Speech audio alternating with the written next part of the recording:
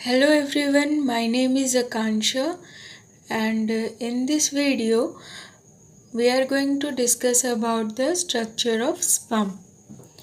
Okay तो सबसे पहले आप लोग डायग्राम देखिए। ये डायग्राम आपके बुक में भी होगा लेकिन हम लोग यहाँ पे भी थोड़ा सा डिस्कस करते हैं। स्पर्म का मेनली 3 पार्ट होता है, हेड, मिडिल पीस जिसको मिड पीस भी कहते हैं और टेल। ठीक है, टेल का जो एंड रीजन होता है उसे हम लोग एंड प्लेट कहते हैं या एंड पीस भी कहा जाता है। हेड में कौन कौन सा पार्ट इंटीग्रेटेड है? एक्रोजोम। एक्रोजोम ये रेड वाला पार्ट है। एक्रोजोम जो होता है वो हेड का टिप फॉर्म करता है, यहाँ से लेके यहाँ तक। ये क्या है? हेड का टिप। देन मेन पार्ट जो हेड का है वो कौन घेर के रखता है? न्यूक्लियस। तो सबसे ज़्यादा अगर हम लोग कहें कि हेड में कौन कंट्रीब्यूट कर रहा है तो न्यूक्लियस। एंड न्यूक्लियस के कुछ वैक्यूल्स प्रेजेंट होते हैं जिसपे बहुत सारे एंजाइम्स होते हैं जो कि फर्टिलाइजेशन के टाइम पे एग के प्लाज्मा मेम्ब्रेन को हाइड्रोलाइज करने में हेल्प करता है। देन एक्रोजोम में भी बहुत सारे वेरियस एंजाइम्स होते हैं। जब हम लोग कैपेसिटेशन पढ़ेंगे तो उसमें डिस्कस करेंगे कि एक्रोजोम में भी बहुत सारे एंजाइम्स होते हैं जो कि plasma membrane of the egg को डिसॉल्व करने में हेल्प करता है। मिडिल पीस में आपको क्या देखने को मिलता है? कनेक्टिंग पीस है ये, जो कि इसे हम लोग कनेक्टिंग नेक भी कहते हैं। Then centriole. सेंट्रियोल हमें पता है कि स्पर्म के पास ही होता है, जो कि एग में फिर उसका जो रुका हुआ डिवीज़न है, सेल डिवीज़न, वो कंटिन्यू करवाता है। हमारे जो स्पर्म है, जब स्पर्मेटिड से स्पर्म बना तभी क्या हुआ कि ये जो माइटोकॉन्ड्रिया थे हमारे वो स्पाइरली अरेंज्ड हो जाते हैं। जो हमारे माइटोकॉन्ड्रिया हैं वो स्पाइरली अरेंज्ड हो जाते हैं और उनके बीच से क्या जाता है? उनके बीच से एक टर्मिनल डिस्क जाता है, एक्सियल फिलामेंट जाता है। किसका? माइक्रोट्यूब्यूल्स का। ठीक है, तो माइक्रोट्यूब्यूल्स, यहाँ पे माइक्रोफिलामेंट कह सकते हैं हम लोग। एक्सियल फिलामेंट है, उसके चारों तरफ क्या सेल मेम्ब्रेन है और ये एक्सोनीम बनाता है। ठीक है, यहाँ पे क्या होता है? यहाँ पे मॉलिक्यूलर मोटर होता है डायनिन और ये किसके साथ काम करता है? ट्यूब्यूलिन प्रोटीन के साथ। ओके, तो देन आप देखिए स्पर्म क्या है। अगर कोई कहे कि स्पर्म क्या है, ये जो हम लोगों ने पढ़ा वो है क्या? It is a male germ cell, male gamete है जो कंटेन करता है haploid cell, haploid set of chromosome. तो ये न्यूक्लियस एन होगा या 2n होगा? ऑब्वियस है कि ये जर्म सेल है तो n होगा। स्पर्म फॉर्म होता है आफ्टर स्पर्मियोजेनेसिस ऑफ स्पर्मेटिड। ठीक है, तो स्पर्मेटिड से जब स्पर्म का फॉर्मेशन होता है तो उसे हम लोग क्या कहते हैं? स्पर्मियोजेनेसिस। स्पर्म 2 तरह का होता है। पहला एंजियोस्पर्म, वैसे स्पर्म जो कि वाई क्रोमोसोम कैरी करते हैं। अगर इस न्यूक्लियस के पास वाई क्रोमोसोम होगा तो हम इसे एंजियोस्पर्म कहेंगे, और अगर इस न्यूक्लियस के पास एक्स क्रोमोसोम होगा तो हम इसे जिम्नोस्पर्म कहेंगे। ठीक है, ये प्लांट वाला नहीं है, ये बहुत बुक्स में आपको नहीं मिलेगा, बट ये वाला बात जो है वो इम्पोर्टेंट है। नेक्स्ट, हम ऐसा नहीं कह सकते कि एक्स क्रोमोसोम वाला स्पर्म बहुत बनता है या वाई क्रोमोसोम वाला बहुत बनता है। दोनों टाइप ऑफ क्रोमोसोम 50-50 बनते हैं ऑब्वियसली, क्योंकि एक जो स्पर्मेटोगोनिया था उसके पास एक्स वाई दोनों क्रोमोसोम है और वो जब डिवाइड करेगा तो इक्वली डिवीज़न होगा और इक्वली डिस्ट्रीब्यूशन होगा क्रोमोसोम्स का। अगर वाई कंटेनिंग स्पर्म एग के साथ फ्यूज़ करता है तो क्या बनेगा? ऑब्वियस है, बॉय बनेगा। और अगर एक्स कंटेनिंग स्पर्म एग के साथ फ्यूज़ करता है तो गर्ल्स बनता है। तो ये सारे जो पार्ट हैं हमारे, इसे अब हम डिटेल में डिस्कस करते हैं। ओके, तो सबसे पहले तो जो हमारा स्पर्म है उसके पास 4 पार्ट हैं। मेजर पार्ट अगर कहें, हेड, नेक, मिडिल पीस और टेल। स्पर्म होता कैसे है? माइक्रोस्कोपिक होता है, और उसका जो स्ट्रक्चर है वो किस तरह से है? वो टेडपोल की तरह है, ठीक है।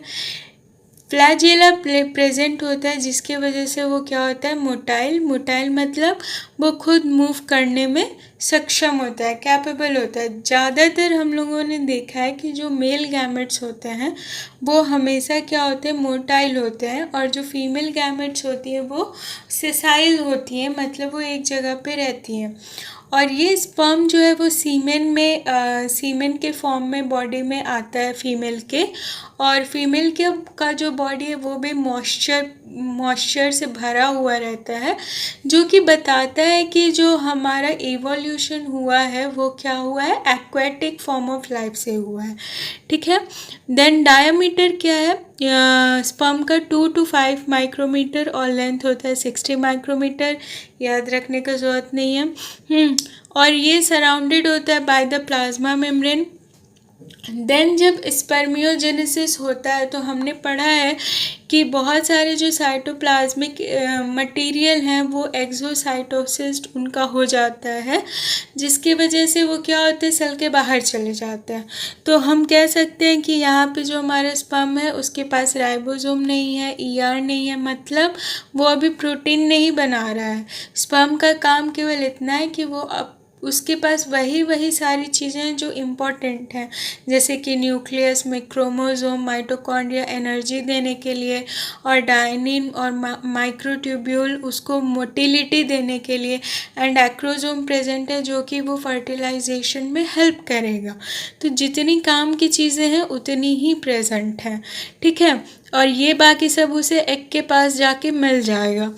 Then seminal plasma along with the sperm constitute the semen. तो सेमिनल वेसाइकल से सेमिनल प्लाज्मा निकलता है, जिसमें मेजॉरिटी में अगर हम देखें तो फ्रुक्टोज है, बहुत सारे पॉलीसैकेराइड्स होते हैं जो कि स्पर्म को न्यूट्रिशन प्रोवाइड कराते हैं along the way to the female reproductive track. तो स्पर्म और सेमिनल प्लाज्मा को मिला के हम क्या कहते हैं? सीमेन कहते हैं, ओके। तो चलो हेड देख लेते हैं। Head composed of an acrosome and a nucleus. Then shape, size और स्ट्रक्चर जो होता है वो डिफरेंट स्पीसीज में अलग अलग होता है। बेसिकली ज़्यादातर देखा गया है कि कैप लाइक होता है, क्योंकि उसका काम है प्रोटेक्शन प्रोवाइड कराना, और ये ऑक्यूपाई करता है बाय द न्यूक्लियस। ज़्यादातर पार्ट जो होता है वो हेड का न्यूक्लियस से ही भरा हुआ होता है। सामने वाला पार्ट जो कैप लाइक बनाता है कौन बनाता है? Acrosome.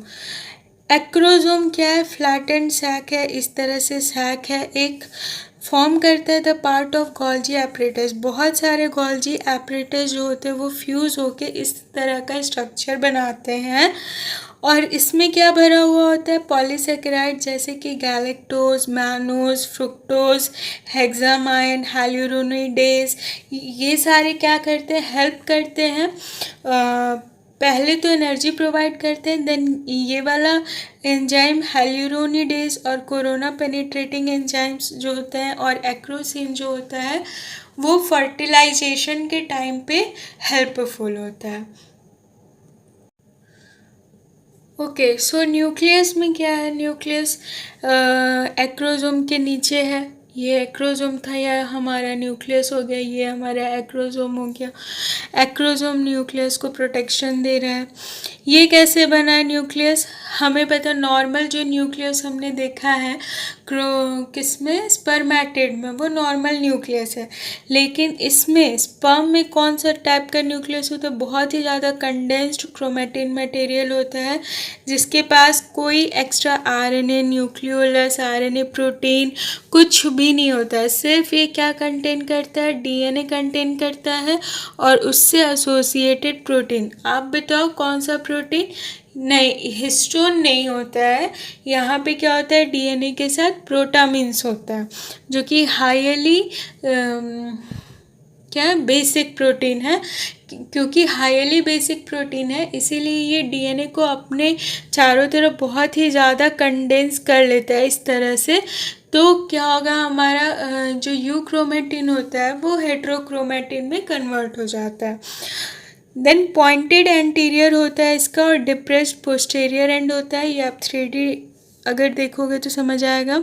Then upper half of the nucleus and acrosome is covered by one more membrane, जिसे हम लोग कहते हैं गैलिया।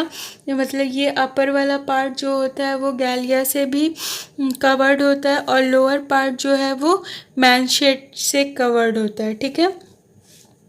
देन नेक क्या है, नेक में हमें सेंट्रियोल देखा गया है दो तरह का, एक प्रॉक्सिमल एक डिस्टल। प्रॉक्सिमल और डिस्टल दोनों सेंट्रियोल कहाँ से बनते हैं, सेंट्रोजोम से। जो स्पर्मेटिड में सेंट्रोजोम था उसी से ये सेंट्रियोल बनते हैं। जो डिस्टल सेंट्रियोल है वो प्रॉक्सिमल के पीछे होगा ऑब्वियसली, और वो बेसल बॉडी की तरह काम करेगा और एक्सियल फिलामेंट बनाएगा। ये जो डिस्टल है, डिस्टल मतलब दूर, तो ये जो एक्सियल फिलामेंट था हमारे स्पर्म का जो टेल है उसमें जो एक्सियल फिलामेंट प्रेजेंट होता है वो डिस्टल से बनता है कि प्रॉक्सिमल से, डिस्टल ट्यूब्यूल से बनता है, डिस्टल सेंट्रियोल से बनता है। तो प्रॉक्सिमल सेंट्रियोल क्या कराता है, ये स्पिंडल फॉर्मेशन कराता है। कब स्पिंडल फॉर्मेशन होगा, जब फर्स्ट क्लीवेज होगा आफ्टर द फर्टिलाइजेशन, उस टाइम प्रॉक्सिमल सेंट्रियोल क्या करवाएगा, क्लीवेज करवाएगा। और ये main axis of the sperm के परपेंडिकुलर होता है। ठीक है, ये मेन एक्सिस है, ये हमारा मेन एक्सिस है, इसके परपेंडिकुलर यहाँ पे प्रेजेंट होगा प्रॉक्सिमल सेंट्रियोल, और डिस्टल सेंट्रियोल इस तरह से प्रेजेंट होगा। ठीक है। मिडिल पीस में कुछ नहीं है, मिडिल पीस में स्पाइरली अरेंज माइटोकॉन्ड्रिया है जो कि प्रोवाइड कराता है ATP as a form of energy. Then tail क्या, टेल ऑब्वियस है कि लार्जेस्ट पार्ट है क्योंकि ये मूवमेंट में हेल्प कराना है इसको। ये बना होता है एक्सियल फिलामेंट से और इसमें साइटोप्लाज्म वो लेके टेल क्या करेगा, जगह तो भरना नहीं है फालतू का, इसलिए साइटोप्लाज्म क्या होता है, लॉस्ट होता है। So students, structure of sperm generally आपके एग्ज़ाम्स में शॉर्ट नोट्स में आता है। आप प्लीज़ डायग्राम बनाइएगा और की पॉइंट्स लिखिएगा, आपको अच्छे मार्क्स मिलेंगे।